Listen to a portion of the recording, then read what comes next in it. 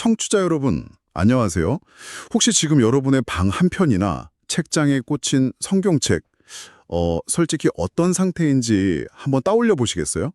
약간 찔리시는 분들 많을 것 같은데요. 먼지가 뽀얗게 앉아 있거나 아니면 안식일에만 잠깐 꺼내는 그런 상태일 수도 있죠. 맞아요. 우리는 흔히 성경을 어떻게든 짬을 내서 빨리 읽어 치워야 하는 어떤 종교적 숙제처럼 대하잖아요. 네, 숙제죠. 밀린 방학 숙제 하듯이요. 그런데 사실 그 안에는 우리의 뇌, 그리고 성품 자체를 완전히 재배산하는 진짜 강력한 메커니즘이 숨어 있거든요. 오늘 이 방송에서는 바로 그 과정을 낱낱이 파헤쳐 볼 겁니다. 오, 기대되네요. 단순히 활자를 눈으로 읽는 걸 넘어서 인격이 어떻게 근본적으로 변하는지를 들여다보는 거군요. 네네, 맞습니다. 그래서 오늘 저희가 함께 공부할 주제는 바로 안교교과 제5과 성경을 연구하는 방법입니다. 오가군요. 이번 교과 내용이 진짜 흥미롭더라고요. 네, 교과를 보면 종교개혁자 마틴 루터의 아주 매력적인 비유가 등장하잖아요. 루터가 성경을 아주 크고 웅장한 나무에 비유했거든요. 맞아요. 성경의 모든 말씀들을 그 나무에 달린 수많은 작은 가지들로 본 거죠. 그러니까 자기는 매해 2번씩 성경을 통독하면서 그 가지 하나하나를 막 흔들어 봤다는 거예요. 거기에 어떤 생명의 열매가 맺혀 있는지 찾으려고요. 와, 상상해보세요. 그 거대한 생명나무에 매달려서 막 열정적으로 열매를 찾는 그 모습, 진짜 역동적이잖아요. 루터한테 성경은 죽어있는 글자가 아니라 살아서 요동치는 생태계였던 겁니다. 진짜 그런 것 같아요. 그래서 우리도 오늘 이 방송을 통해 교과에 제시된 유일별 흐름을 좀 따라가 보려고 해요. 그 거대한 나무에서 내 인격의 변화라는 열매를 어떻게 수확할지 구체적인 방법들을 찾아보는 거죠. 아주 좋습니다. 우리가 그 말씀의 숲으로 들어가기 위해서 가장 먼저 돌파해야 할 현실적인 문제부터 짚어봐야 할 것 같아요. 그렇죠. 그래서 교과의 첫째 날 주제가 바로 시간입니다. 사실 여기서부터 우리는 엄청난 장벽에 딱 부딪히거든요. 시간 내는 거 현대인들한테 제일 어려운 미션이잖아요. 보통 아침에 알람 울리면 5분만 더 자려고 막 허둥지둥 하다가 출근하기 직전에 마음의 짐을 좀 덜려고 딱 15분 남겨두고 성경을 막 후다닥 눈으로 훑잖아요. 맞아요. 교과에서는 이런 우리의 모습을 아주 예리하게 지적하거든요. 너무 빠르고 많이 성경을 읽으려 하는 것은 마치 소화전에서 쏟아지는 물을 마시는 것과 같다라고요. 소화전 비유. 이거 진짜 뼈 때리더라고요. 엄청난 수압으로 터져나오는 소화전 앞에 입을 버리고 서 있다고 생각해보세요. 갈증이 해소되기는커녕 온몸만 흠뻑 젖고 끝나는 거잖아요. 정보의 홍수 속에서 그냥 활자만 막 쏟아부으면 정작 중요한 의미나 깨달음은 다 튕겨나가 버리는 거죠. 그렇죠. 그래서 첫째 날 교과를 보면 시간을 낸다는 걸 강조하면서 약간 건강한 식습관을 들이듯이 21일간의 의식적인 노력이 필요하다고 말합니다. 근데 사실 전 여기서 좀 의문이 들었어요. 습관 만드는데 21일 걸린다는 심리학 이론은 알겠는데 매일 아침이 막 전쟁 같은 직장인이나 학생들한테 21일 동안 고정된 시간을 내라고 강요하는 게 현실적으로 가능한가 싶더라고요. 아주 예리한 반론입니다. 만약에 그 21일이라는 시간을 단지 무슨 종교적 할당량을 채우기 위한 시간으로 오해한다면 그건 끔찍한 고역이죠. 할당량이 아니다. 네, 여기서 핵심은 성경 읽기의 목적이 정보 습득이 아니라 하나님을 알기 위한, 그러니까 관계 형성이라는 데 있어요. 관계 형성이요? 누군가랑 친해지려면 시간이 필요하긴 하죠. 맞습니다. 누군가와 깊은 관계를 맺으려면 그 사람의 성품을 파악하기 위한 의도적이고 절대적인 시간이 물리적으로 필요하잖아요. 그렇네요. 우리의 뇌가 이런 새로운 만남을 낯선 의무가 아니라 자연스러운 일상으로 받아들이기까지 최소 21일이라는 신경 가소성 재배열 기간이 필요하다는 뜻입니다. 와, 그러니까 감정이나 기분에 막 휘둘리지 않고 내 영적인 신경망을 새롭게 세팅하는 최소한의 투자 기간인 거네요. 정확합니다. 단순히 책 읽는 습관을 들이는 게 아니라 뇌 회로 자체를 창조주와의 관계 모드로 재배선하는 시간인 거죠. 그렇게 들으니까 억지로 참아내는 21일이 아니라 기꺼이 내 인격을 위해 투자해야 할 필수 시간이네요. 자, 그러면 뇌를 재배산할 시간을 확보했다 치고 이제 어디서 그 시간을 보낼 것인가 하는 문제가 남습니다. 네, 자연스럽게 둘째 날 교과의 주제인 장소로 이어지네요. 교과에서는 마가복음 1장 35절에 등장하는 예수님의 모본을 딱 제시하잖아요. 네, 그 장면이 진짜 감동적이죠. 저는 이 장면을 머릿속으로 그려보면서 진짜 놀랐어요.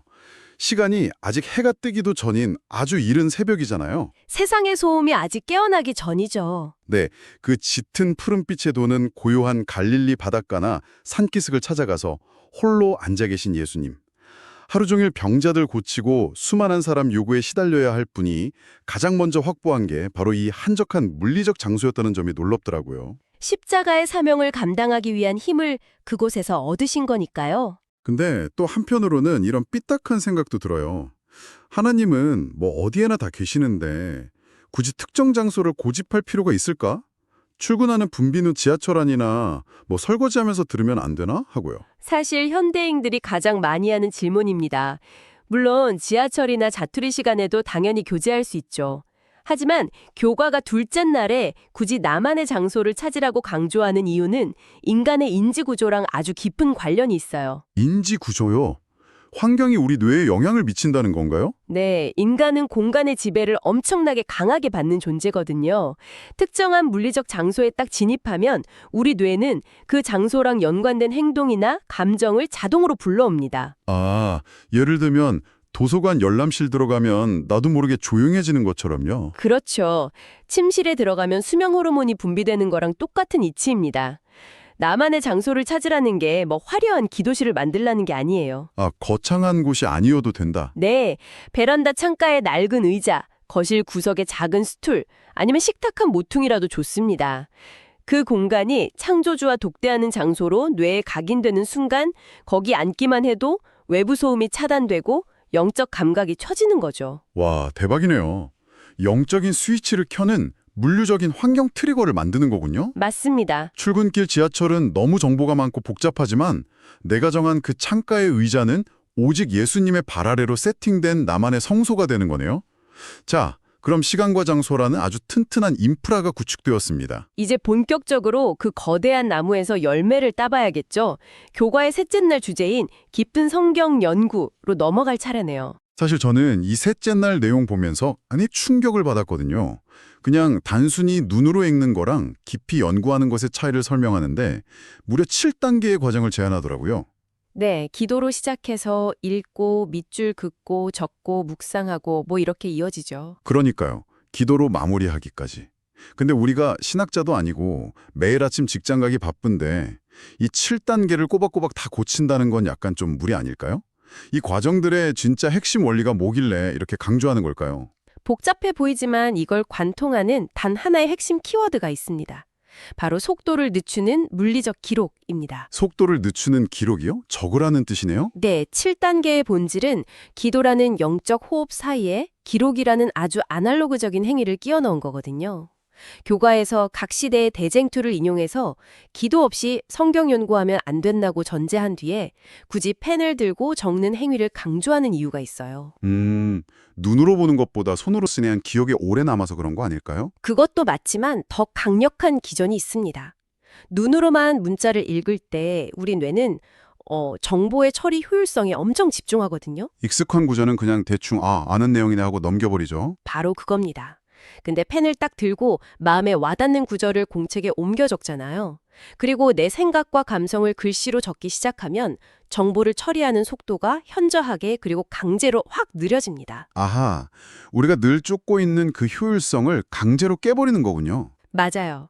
그 강제로 느려진 틈새, 그 펜촉이 종이를 긁는 느릿하고 고요한 공백 속으로 비로소 성령의 조명하심과 깊은 묵상이 파고드는 겁니다. 와, 진리가 그냥 뇌를 1초 만에 휙 스쳐가는 게 아니네요. 그렇죠. 팔의 근육을 타고 내려와서 시각화되고 그 느린 호흡 속에서 내 삶의 진짜 숨겨진 연약함이 말씀이랑 정면으로 꽝 충돌하게 되는 거죠. 7단계의 진짜 의미가 이제 명확해지네요. 눈으로만 빠르게 읽으면 오늘도 사랑하라고 하시네 하고 그냥 양심에 가책 덜고 넘어가잖아요. 대부분 그렇게 끝나죠. 근데 느린 속도로 내 현재 상황을 구체적으로 적다 보면 그 거룩한 말씀의 잣대 앞에 내가 막 감춰뒀던 이기심이나 고집, 모난 성품들이 고스란히 드러나겠네요. 네, 그 지점이 바로 지식이 인격으로 전환되는 순간입니다. 내 인격의 붕괴와 재건이 일어나는 아주 역동적인 타이밍인 거죠. 인격의 붕괴와 재건이요? 내 한계랑 모난 부분을 펜으로 꾹꾹 눌러 적으면서 직면하고 다시 기도로 다듬어 달라고 구하는 이 메커니즘. 이게 바로 텍스트가 내 굳은 인격을 깎아내는 날카로운 조각칼로 변하는 과정입니다. 텍스트가 인격을 다듬는 조각칼이 된다. 정말 묵직한 표현이네요. 자, 그런데 넷째 날 교과를 보면요. 이렇게 나 혼자 은혜 받고 인격이 깎이는 걸로 끝나지 않아요. 넷째 날의 주제는 바로 이중축복입니다. 혼자 간직하지 말고 나누라는 내용이죠. 네, 근데 솔직히 이 부분은 약간 뻔한 얘기처럼 들리기도 했어요. 전도해라, 뭐 좋은 건 남들이랑 나눠라. 이런 익숙한 도덕적인 권면 아닌가요? 겉보기엔 진짜 딱 그렇게 보이죠. 하지만 이 이중축복의 원리는 인지과학적으로도 아주 정교한 통찰입니다. 혹시 파인만 기법이라고 들어보셨어요? 아, 그 노벨 물리학상 받은 리처드 파인만이 고안한 학습법이요. 그 엄청 어려운 개념도 어린아이한테 설명할 수 있을 만큼 쉽게 말해보라는 거 맞죠? 정확합니다. 교과가 넷째 날에 이사야 50장 4절 말씀을 핵심으로 끌어오거든요. 학자들의 혀를 내게 주사 공고한 자를 말로 어떻게 도와줄 줄을 알게 하시고 라는 말씀이요. 아, 타인을 도와주는 말이네요. 네. 근데 성경 연구의 은혜를 타인과 나눌 때 듣는 사람이 유익을 얻는 것 같지만 사실 가장 큰 수혜전은 그걸 말하고 가르치는 나 자신이라는 겁니다. 그러니까 내가 아침에 조각칼로 깎이면서 깨달은 진리를 막 지금 힘들어하는 누군가의 상황에 맞게 위로의 언어로 번역해서 설명하는 과정에서 오히려 내 뇌리에 그 진리가 완전히 단단하게 뿌리내린다는 뜻이군요. 맞습니다. 누군가를 격려하기 위해 말씀을 입 밖으로 내어 논리적으로 구조화할 때 그 진리가 내 신경망에 가장 명확하게 각인됩니다. 그래서 이중축복인 거예요. 타인의 무너진 마음을 세우는 동시에 내 안에 있던 좀 추상적인 지식이 어떤 시련에도 흔들리지 않는 진짜 내 신념의 뼈대가 되는 거네요. 혼자 다이어리에 적어놓기만 하면 언젠가는 흐려지기 마련인데 다 날아가 버리죠, 사실. 그렇죠. 그래서 타인과 나누는 순간 비로소 영원히 내 것이 되는 겁니다. 파인만 기법을 영적 성장의 최종 단계로 볼 수 있는 거죠. 그냥 착한 일 해라가 아니라 가장 과학적인 성장의 원리였네요. 자, 그럼 혼자 깊이 파고들고 타인과 나누기까지 한 이 기나긴 여정 끝에 우리는 과연 어떤 경험에 도달하게 될까요? 바로 그게 다섯째 날 교과의 주제입니다. 어찌 그리 단지요. 제목이 너무 시적이에요. 시편 119편 기자가 주의 말씀의 맛이 내 입에 꿀보다 달다고 고백한 그 벅찬 경험이잖아요. 근데 전문가 입장에서 제가 여기서 조금 삐딱한 질문 하나 드려볼게요. 네, 언제든 환영합니다. 그래서 우리가 깊이 연구하다 보면 네모난 인격과 연약함을 대면하게 된다고 했잖아요. 조각칼로 깎이는 건 분명 아프고 뼈아픈 고통인데 왜 이 결론은 꿀처럼 달콤하다라고 끝나는 걸까요? 아파야 정상 아닌가요? 진짜 날카롭게 모순을 짚어내셨네요. 내 추악한 이기심을 직면하는 건 진짜 괴롭죠. 근데 우리가 세상에서 흔히 먹는 초콜릿 같은 인공적인 단맛이랑 성경이 말하는 영적인 단맛의 근본적인 차이를 알아야 합니다. 아, 단맛의 결이 다르다. 세상의 쾌락이 주는 단맛은 입에 들어갈 땐 뇌를 확 자극해서 짜릿하지만 소화되고 나면 몸이 무겁고 허무한 맛 남잖아요. 도파민 중독의 끝은 항상 지독한 허무함이죠, 진짜. 반면에 말씀이 주는 단맛은 본질적으로 치유의 달콤함입니다. 교과가 이사야 55장 말씀을 초청장처럼 제시하잖아요. 너희 목마른 자들아 물로 나오라. 와서 포도주와 젖을 사라. 와, 그 상처받고 찢긴 영혼한테 하시는 말씀이네요. 네. 바닥을 치고 절망해서 더 이상 나아갈 힘도 없는 바로 그 순간에 하나님의 무조건적인 용서가 스며들 때 느끼는 그 압도적인 안도감이 있어요. 말처럼 깎여서 막 피나는 영혼을 따뜻하게 덮어주는 치유의 경험. 맞습니다. 다윗이나 성경의 인물들은 그 회복의 과정을 영적인 미각으로 감지하고 꿀보다 달다고 외친 거예요. 아, 단순히 기분 좋아하는 쾌락이 아니라 죽어가는 영혼이 살아나면서 느끼는 생명의 맛이군요. 진짜 치유의 달콤함이네요. 그리고 이 달콤함을 일회성으로 끝내지 않으려면 교과의 마지막 여섯째 날이 던지는 태도에 대한 경고를 꼭 기억해야 합니다. 여섯째 날이요? 어떤 태도죠? 엘렌 화이트 실물 교훈에서 이런 말을 했어요. 우리가 진리를 탐구할 때 광부가 되어야 한다고요. 홍광맥을 찾으려고 막 필사적으로 파고드는 것처럼 집요하게 연구하라는 거죠. 근데 여기에 아주 중요한 조건이 하나 붙습니다. 조건이요? 아무리 깊이 파고 성경 지식이 하박해져도 절대 잃어선 안 되는 거. 바로 어린아이와 같은 겸손함입니다. 사실 제가 신앙생활하면서 제일 두려워하는 게 바로 이 부분이거든요. 성경 좀 읽었다고 자부할수록 오히려 내 얄팍한 지식이나 특정 교리에 성경 전체를 억지로 끼워 맞추려고 하잖아요. 확증 편향에 빠지는 거죠. 정확히 그 지점입니다. 내가 머릿속에 이미 정답을 정해놓고 성경을 내 주장을 뒷받침할 도구로만 써먹는다면 그건 더 이상 교재가 아니에요.